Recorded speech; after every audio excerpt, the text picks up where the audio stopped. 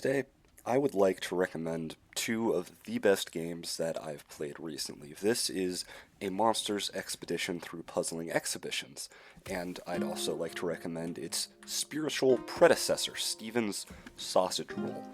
Both of these games are loosely based on an old game called Sokoban, a Japanese game about pushing boxes within a warehouse onto various specific positions. Hundreds of games have been inspired by Sokoban, or at least use its mechanics, and it's old, from 1981. It's a lot like Tetris being from 86, and it's a staple of early computer games, but in the modern day, people have made a great deal of improvements. In 2016, Increpare Games, run by an artist named Stephen Lavelle, released Steven's Sausage Roll, and instead of simple boxes being pushed around, it utilizes sausages. Full sausages that must be pushed onto grills properly in order to be cooked. It's a bit of an odd system, but you can fail each level by overcooking it by cooking the same side of a sausage twice, or alternatively, you could accidentally push a sausage into the water. Both fail levels, and it's a shockingly deep system considering where it comes from, but each level requires some form of manipulation to get the sausages into the correct position. And of course, at the end of each level, you must return to the starting position. Your character takes up two spaces and is holding a fork, and this is crucial for most of the sausage manipulation. You can push with it, you can turn with it, you can move pretty much anything with it. It's a very simple system, but it has incredible depth, and you fully explore it throughout the game, and the progression feels very natural. It's divided into 7 worlds, and each world explores a new method of sausage manipulation. World 1 is simple movement. World 2, you actually get to use the fork to spear the sausages. World 3 lets you stand on top of them, and so on. It's incredibly well planned and amazingly engaging.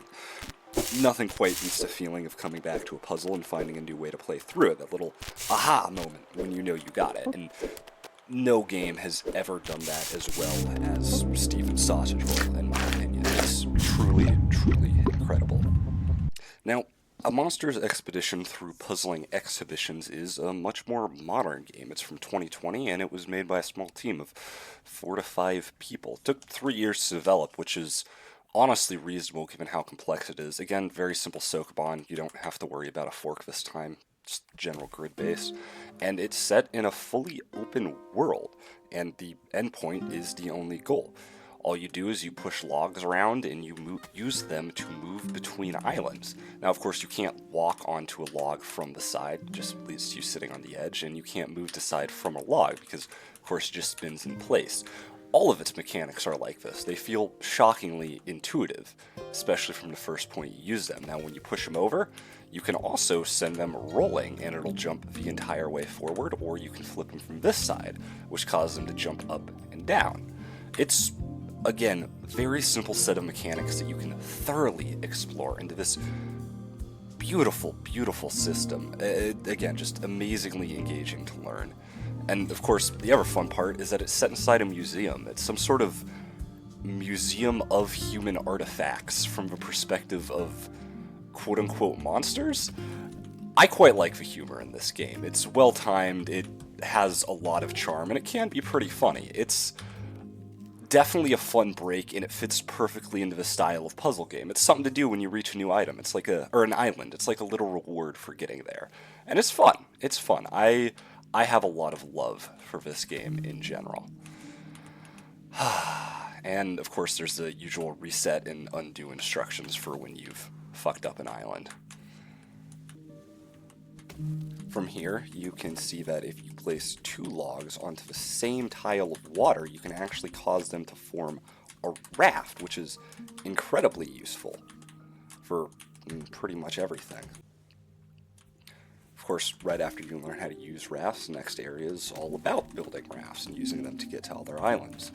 And it's like this throughout the entire game. You learn a new mechanic, you learn how to properly utilize it, and then you start to have some real fun with it.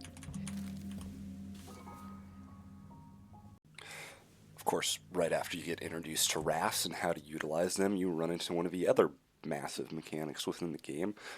Taller trees, just like the regular trees, which can be knocked over, rolled around, and walked on top of. These are the same but bigger, and of course these can also be used to form rafts, or float, or roll across, or any of the other bazillion different mechanics in this game that are, again, incredibly simple yet amazingly deep. There's so many possibilities for how you can learn and play this game, even different possibilities for how you can solve each puzzle in it. I still think that's just wonderful. Of course, there's also plenty of branching paths, stuff like side objectives to look for. In this case, it's just two routes to the other ends of the same part of an island. But there's plenty of branches off so that if you get stuck on a puzzle, there's always something to go back and look for. There's also quite a few secrets and puzzles hidden around so that if you've got more knowledge for more advanced mechanics, you can come back and look for them.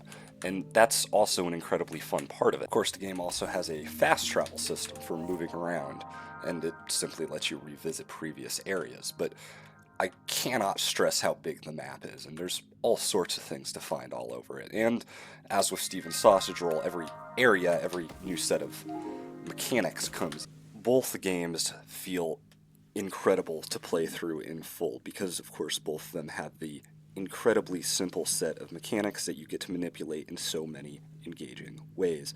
Nothing beats the feeling of coming back to a puzzle that you struggled on and finding a new way to play through it, the little aha moment when you know that you got it. And even better is discovering a new way to use the mechanics and realizing just how deep the system is. Both games are also cheap, 8 to 12 hours, and incredibly satisfying. I used to think that I didn't like puzzle games.